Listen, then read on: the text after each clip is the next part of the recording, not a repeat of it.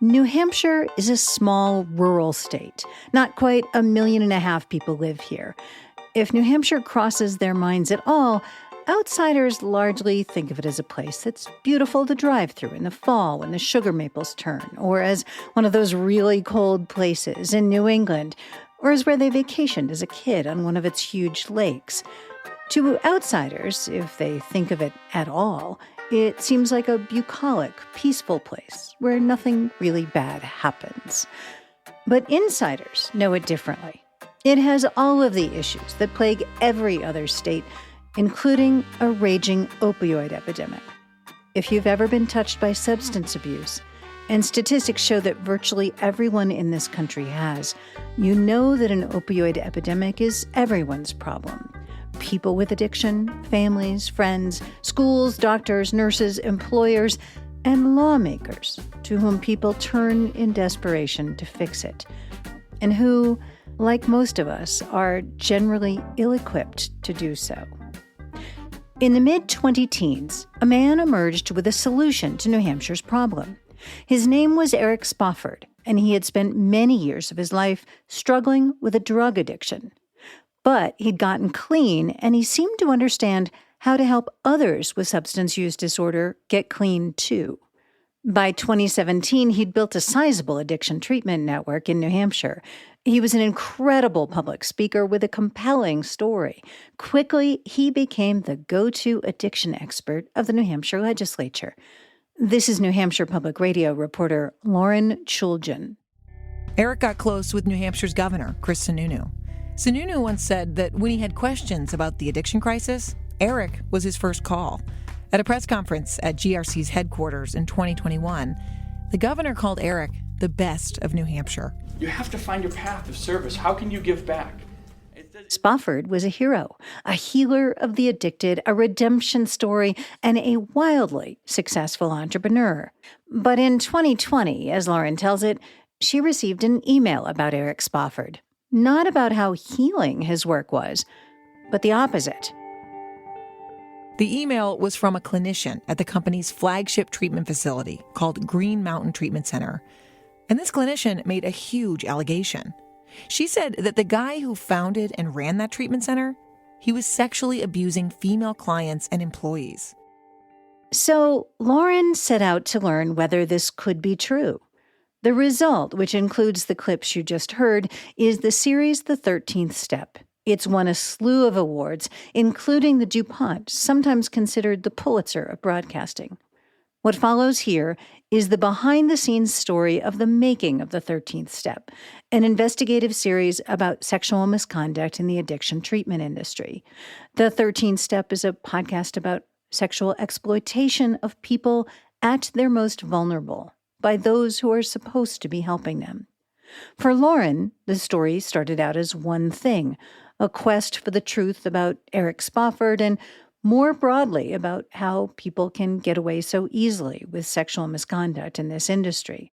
But as you'll see later, it also became about another thing, freedom of the press, and how, why, and for whom to persist with a story in the face of frightening threats. Storytellers, this is a 2-part episode about how to tell a true, deeply relevant story that serves the public good. It's about how to approach the often overwhelming task of crafting a narrative arc out of mountains of documents, interviews, and experiences. It's about caring about victims, and ultimately, it's also about the role of journalism. Please be aware that this episode explores sensitive subjects, including addiction and sexual assault. You will hear some explicit language. Please listen with care. This is Sound Judgment, where we investigate just what it takes to become a beloved audio storyteller by pulling apart one episode at a time together. I'm Elaine Appleton Grant.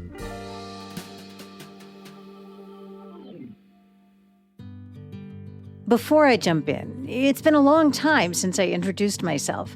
You may know me as the woman who's so obsessed with storytelling that I can't stop myself from breaking it down with the best audio storytellers working today.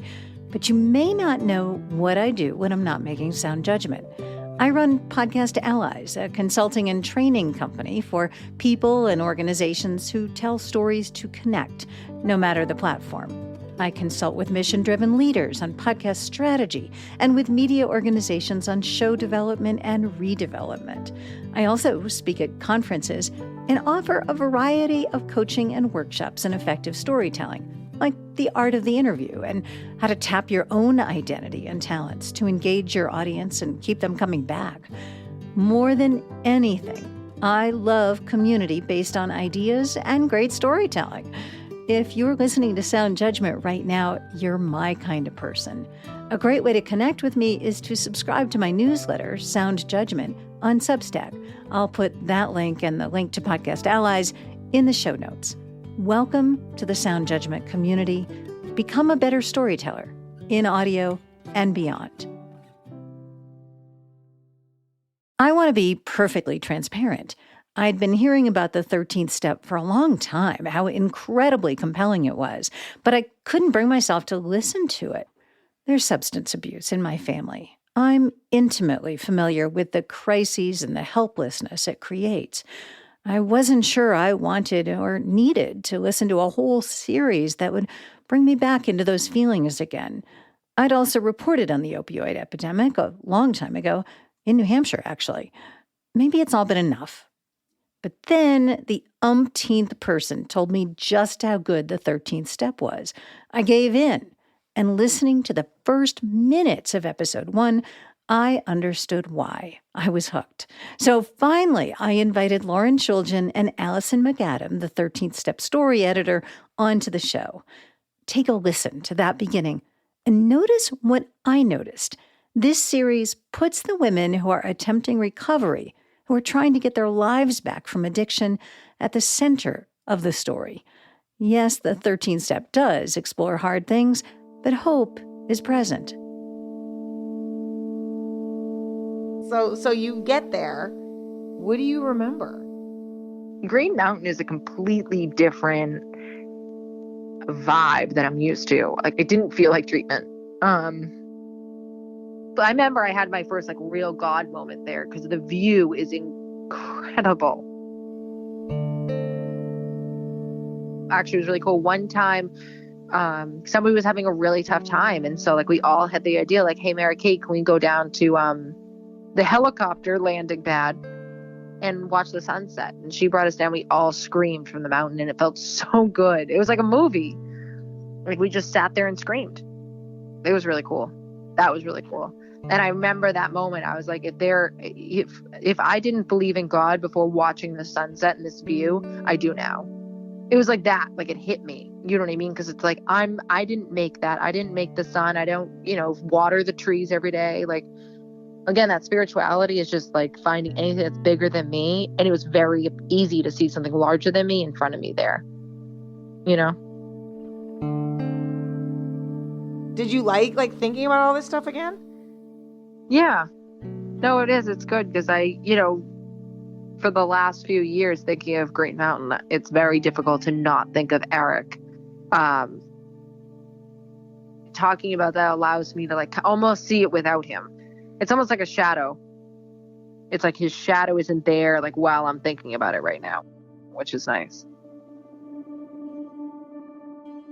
Why did you choose this clip to start both the episode and the series? Yeah, so it's a pretty tricky decision to make. The first thing that a listener is going to hear that you hope will keep them interested and still listening. But for us, I think what was more important than that was really kind of providing what the hook was for me about why I was so invested in this project. And from the beginning, even before I knew that there were sexual misconduct allegations, what I had heard about Granite Recovery Centers and the guy who invented it, Eric Spofford, was this tension between, here was a person who had provided, a second chance at life for so many people. And, the staff that he hired were so helpful to so many people, and that it really could provide a pathway to recovery, which is so hard to achieve. And yet at the same time, there were all of these rumors, and it was an open secret that things weren't going completely great there all the time. And I didn't, in the very beginning have my head around what that, not so great was. But the idea that there was this tension between some good, some bad, it wasn't an easily black and white kind of situation, was really intriguing to me. And I think that's also something that I learned throughout, after we learned about the allegations of sexual misconduct, after we learned more about the treatment center and who Eric was, that there are many different experiences and they're not all, black and white, like I say. Elizabeth had a really informative and beautiful time at Granite Recovery Centers. That was true. It was also true that for her, her experience of Eric was extremely damaging. And then she would end up relapsing after her experience with him when she left treatment. Allison, did you play a role in selecting how you would start out that very first episode, the entree to the whole series? I did. I think that we both knew that this particular anecdote that Elizabeth had told had captivated us from the moment that we'd heard it. And that's often what you need to follow, because all of your listeners are going to be hearing something only for the first time, whereas you've now heard it 100 times. And we also landed on this idea of opening each episode with a non-narrated section. And Elizabeth was really sort of the driving force in making that decision, because she had provided, without any need for narration, such a well-told and complex narrative arc. It has an emotional arc to it, in addition to having, a basic plot arc that I think really, really struck us. And so that became not only the choice for how to open the whole series, but a choice of how to open each episode. So you go on to reveal the allegations that Eric Spofford, the CEO of this recovery center that Elizabeth attended, sent Elizabeth sexually explicit messages and pictures immediately after she left the facility. So I think it's important for us to understand the backstory here. Eric Spofford was an important, pretty well-known guy in New Hampshire. He was the guy that Governor Chris Sununu would consult on questions about the opioid epidemic. He was well respected. So when you started getting tips about him, were there any conversations in the newsroom about conducting an investigation? The amount of people that go to these facilities, this is a network of treatment that was the biggest provider of substance use disorder treatment in the state, if true, could be extremely serious. And the fact that he was close with the governor was certainly notable. That was more to just show to anyone who doesn't live in New Hampshire, how prominent and powerful this person is, but also to show this tension, right? Of we were so desperate to a solution to the opioid epidemic in New Hampshire that here comes Eric Spofford with all these facilities and also his own personal story of recovery. I think, it's safe to say politicians in New Hampshire were really desperate for someone like Eric to come along. And then he did. And so it felt really good to them, I assume, to turn to someone and say, oh God, this guy's got it handled. I think for listeners, that just helped them understand, the depths of the problem, the depths of the need, and also Eric's power, because a lot of the reasons why people hadn't come forward before talking to me was because they were so intimidated by how powerful and wealthy he was. Were you at all surprised that these allegations were happening? Surprise isn't really how I felt, but I was, the further the dots then started to connect, that's when I started being oh, we really might have something here. When I get an initial allegation like that, of course it is whoa, but you don't really feel like you have something until you really have it. And so the more and more people I talked to, the more and more I heard about fear of Eric, the more and more I heard, you mentioned Elizabeth's allegation of sexual harassment. I then would talk to someone later who had received similar dick pics from Eric, unsolicited on Snapchat. So, when those dots of individuals who don't know each other start to connect, you start to ask yourself wow, we may really have something here.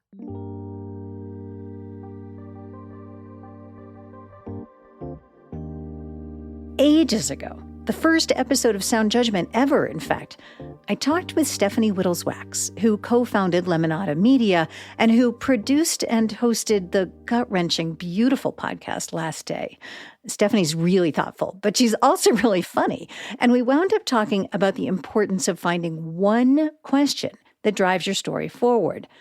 everything you do while you're reporting and crafting your story is intended to answer. I did not predict Stephanie's response. Oh my gosh, I'm like a central question psychopath. I'm always like, what's the central question? What's the central question? What's the central question? Show, not tell. And what's the central question? I'm always saying, okay, but what's the question? What are we trying to figure out? What's the point? That's really critical to storytelling, any storytelling. But I think it's something that does happen over time. And it's so baked into the process of revision and collaboration. And you know when you've found it. And you know when you haven't. Like if the episode isn't working, it's typically because you haven't nailed down what that central question is. So naturally, while I'm talking with Lauren and Allison about this complex, twisty-turny tale, I mean, there are a couple of episodes that aren't even about Eric Spofford or New Hampshire at all. I wanted to know how they figured out their big question. There's a question on your website and in the series. How could so many people be harmed in an industry dedicated to healing? There can be a ton of discussion to get to what is the right question. How do you formulate the question that's going to pull the whole series forward, that you're always going to come back to, your North Star? Tell me about how you arrived at that question. A lot of brainstorming is the easiest answer. It was very intentional of us. When I joined the project, we didn't even know what form it would take. It wasn't like I came in and they said, we've got a 6-episode series and we need an editor. That was not the case. It was, we have some really important information and we're going to figure out what to do with it. And so we started with a variety of, it sounds a little silly to call them exercises. No, that is what it was. That's what they were sort of conceptual exercises, asking ourselves hard questions about what this was and simultaneously who it was trying to serve. And so that question would be responsive to what a reason for this story to be beyond just check it out. We have, Right. outrageous allegations. It's, well, to what end? Mm-hmm. And I think that, we were very clear that we wanted to understand how this connected to broader issues within addiction treatment. And so we thought a lot about how we would frame that and what the stakes of that were, but also basically what struck us the most and what hit the hardest. Another question that we really that's sort of oversimplified, but I think really was another big North Star for us, was simply, how did he get away with it? That was the more Eric Spofford focused question. And then the one that you said was sort of the broader issue question.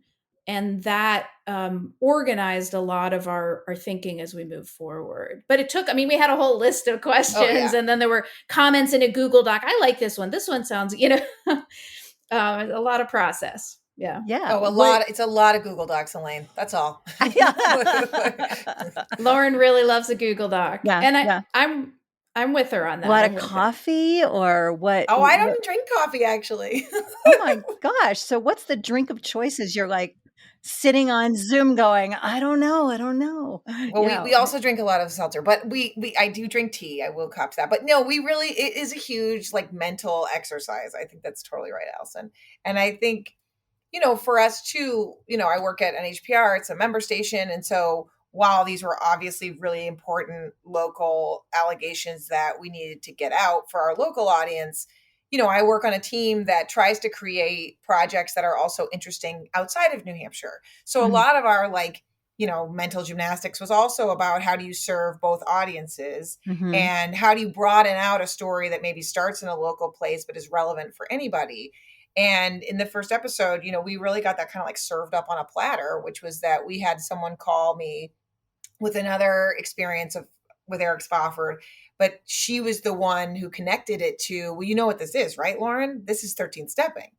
And I was like, what's 13th stepping, Andrea? I had no idea. It's because it's so notorious and it's so bad. And what they, there's this thing called the 12 steps. Yeah. Well, what they do, they made a joke about being a 13th stepper. And, it's been a while, but I think the 13th stepper is when you take advantage of a newcomer or something like that. Like they joke like, "Don't be a 13-stepper" or something. So it's like it's very prevalent, but he really had it down to a science. 13th stepper? I'd never heard that before. By the time I hung up with Andrea and walked back to my desk, she'd already emailed me an article she found online about 13th stepping being a colloquial term in AA circles. I started asking everyone I interviewed if they've heard of the 13th step. 13th step was a bad word. Like, men did not want to be called that. I mean, I've been clean for 15 years. You know, that's something you learn right away when you go to AA. Yeah, it's just wicked common. You'll be told if you're in a co-ed meeting, be careful of Bob. He always looks for the newcomers. 13th stepping that's been around since, I think, at the beginning of time. I can't believe that the 13th step, you heard about that in the 70s? The fact that we have a name for it is just disgusting, right? And that really gave us a language that, yes, in New Hampshire, this was an Eric problem, but everywhere else, it's actually like a big everyone problem. That unfortunately, sexual misconduct, boundary crossing is something that many people have had to deal with on their path to recovery. And, the how did he get away with it is actually like, how does anyone get away with sexual misconduct or boundary crossing in recovery settings?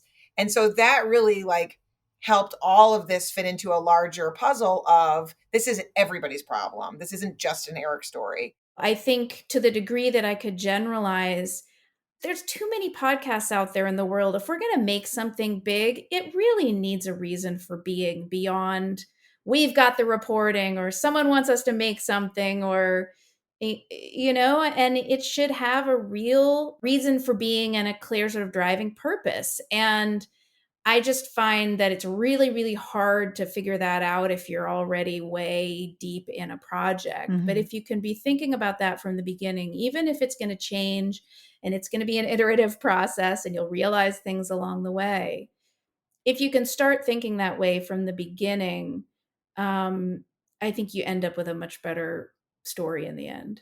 Was there a question that you thought was the right question? I mean, of all the things that you crossed out on that Google Doc, was there one that you were like, yeah, this is it? And then later you went, oh, wait a minute, we're not quite there yet. This is the right question.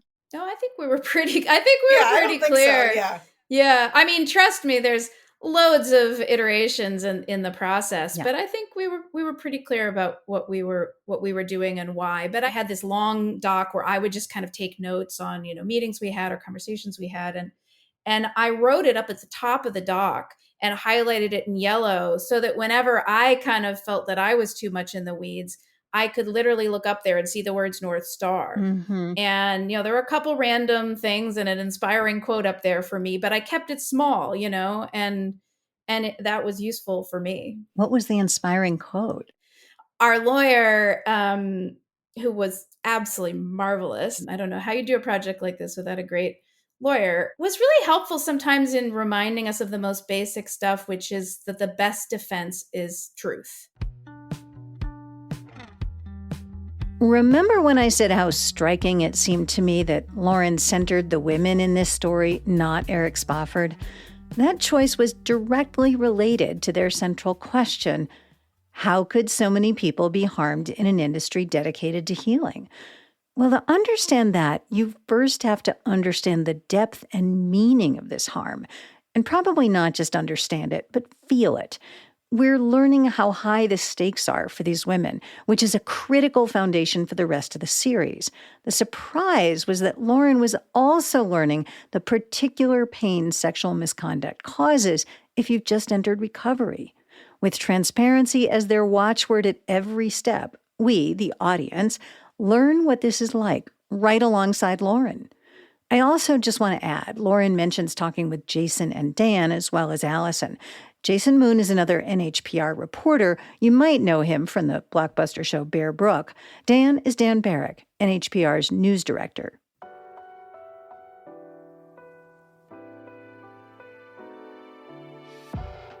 You gave us an interesting clue, and that's what sort of the revelations felt like to me as I was listening from episode to episode. they felt like clues. And you gave us an interesting one in the first episode. So let's listen to a clip from Elizabeth about the dilemma that she faced after she received these dick pics. She's just left the treatment center. She's staying in a sober house, which is intended to help her maintain recovery. I'm a month sober. I'm still not well.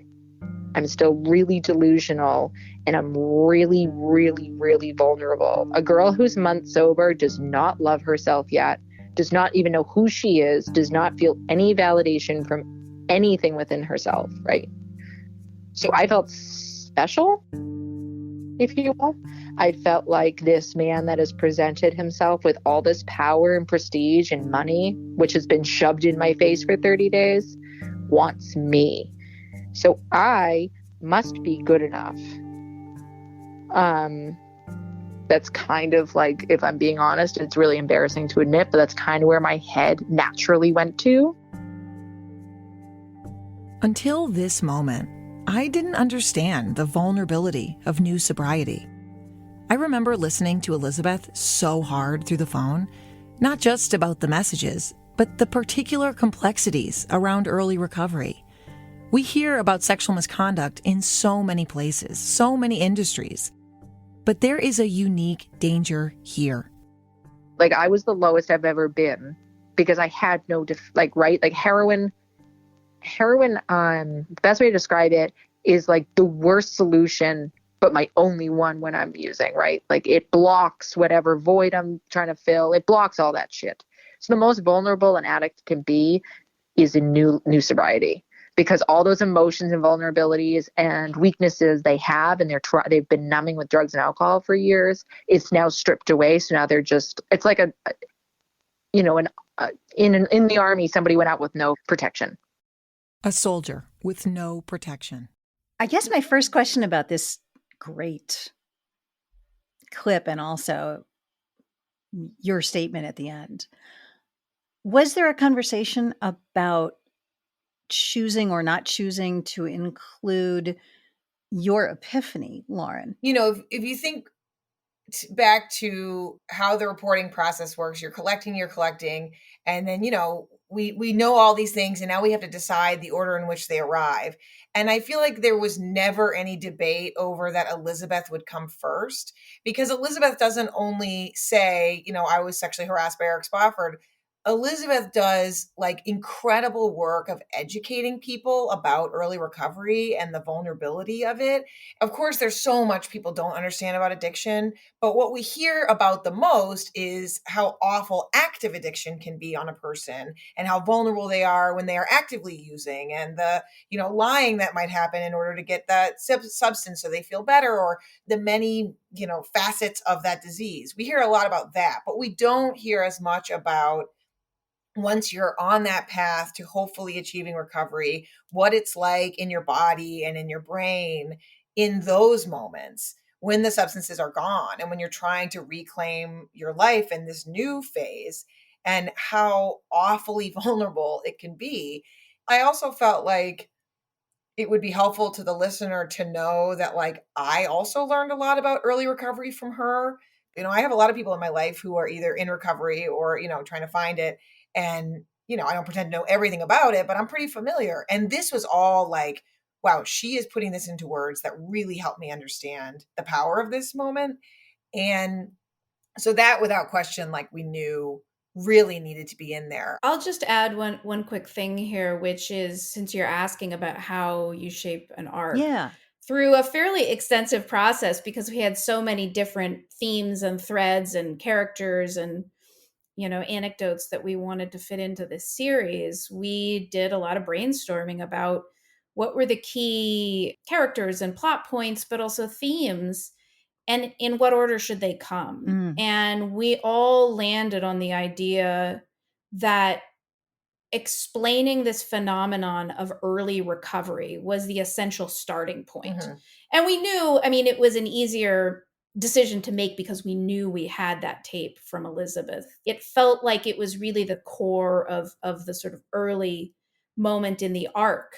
And so to have Lauren come out of that tape and really point back to it is a way of really pausing the listener on that theme and saying, this isn't just more tape of this person's experience. This is a big thing that we really, really want you to take away from this episode. Without saying the annoying, like, I'm just going to stop for a second and tell you that you really need to listen hard to this part. You know what I mean? No, it's like, we'll instead do it in the way that I actually talk, which was when I told Allison and Jason and Dan, you know, about that interview, I was like, I was like really leaning hard into the phone because I remember like talking to her upstairs and, you know, being like, oh my God, like this person is really good at explaining big emotions and like big, you know, disease and big thoughts and all. I just was like, wow, this is really, really interesting and profound. And also when you had that conversation, when you're saying to Dan or whomever,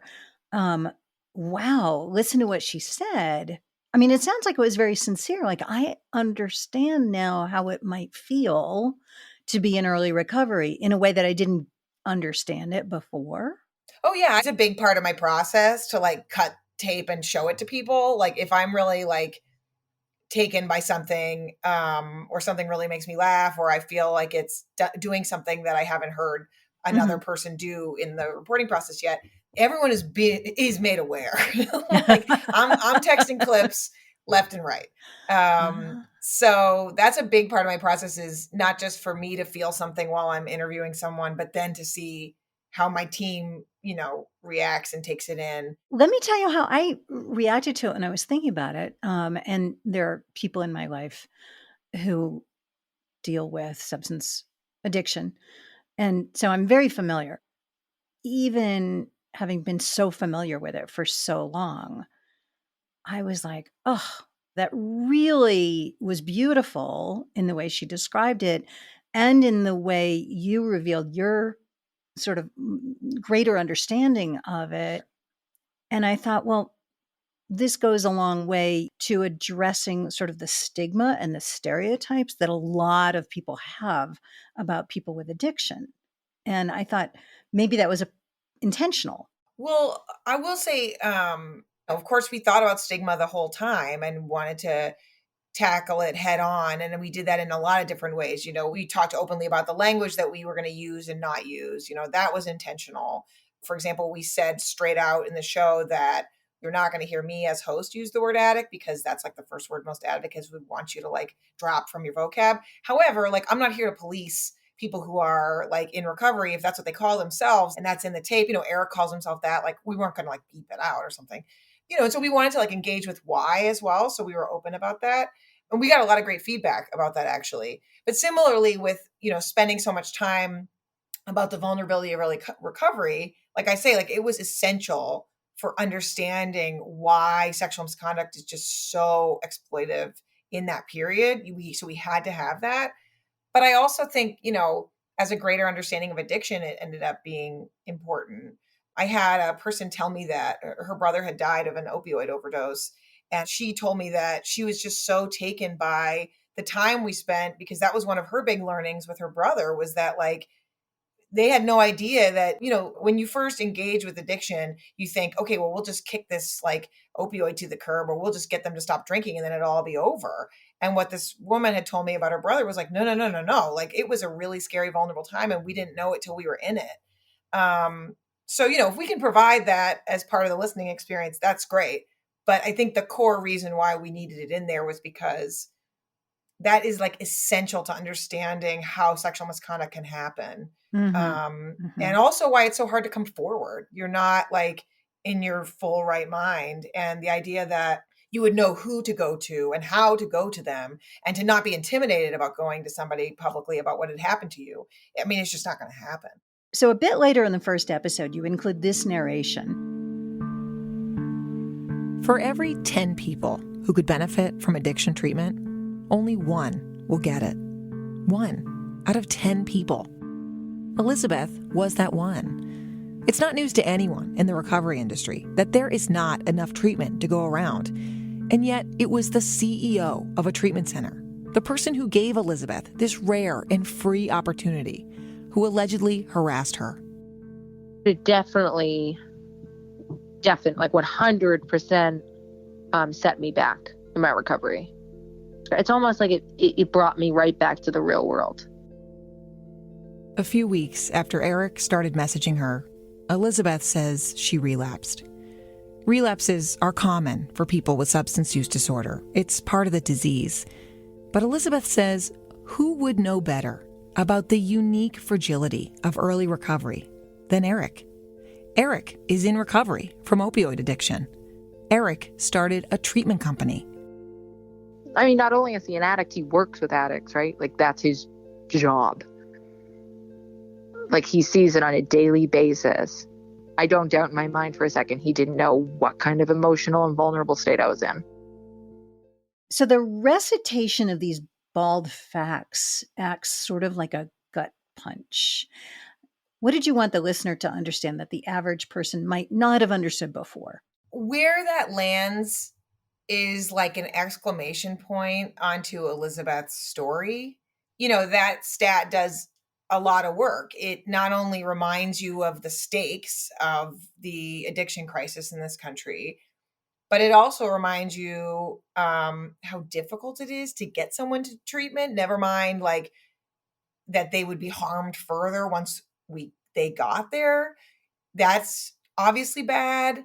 And I think it's just a reminder of there is a better way to take care of people who are asking for help. I mean, I think that just did so many things. And we could have put that stat anywhere. Like, it's always relevant. But I think it was just another reminder of why this misconduct is particularly and uniquely bad here. It is a uniquely awful problem because of the stakes of the situation and because of how hard it is to find treatment when you need it. We just wanted people to really, like, get that before we then moved on to learning about more allegations and why people don't come forward. We wanted to just really, like, settle people into the idea of why it's particularly bad. Which sort of gets back to the whole question of creating this narrative arc and choosing plot points and choosing characters.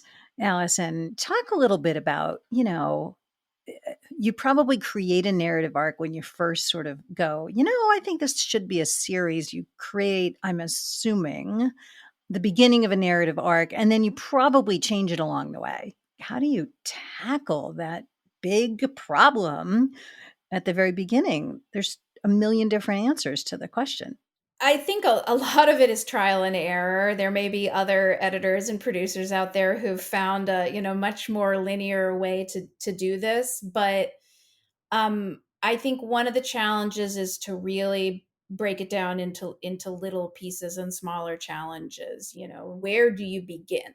And maybe you consider multiple beginnings. Sometimes I work with people and I say, come up with 2 beginnings, and we'll talk about how these beginnings, A, how they work, and B, how they might direct us in different ways, sort of if everything flows from the beginning. The things that for sure, you can start to write down and map out and start, filling in the gaps. So just to get specific about something like this, basically in the first 2 episodes, you hear about 4 different specific women and the circumstances of what happened to them. You hear from the person we call Elizabeth, the person we call Andrea, employee A and employee B.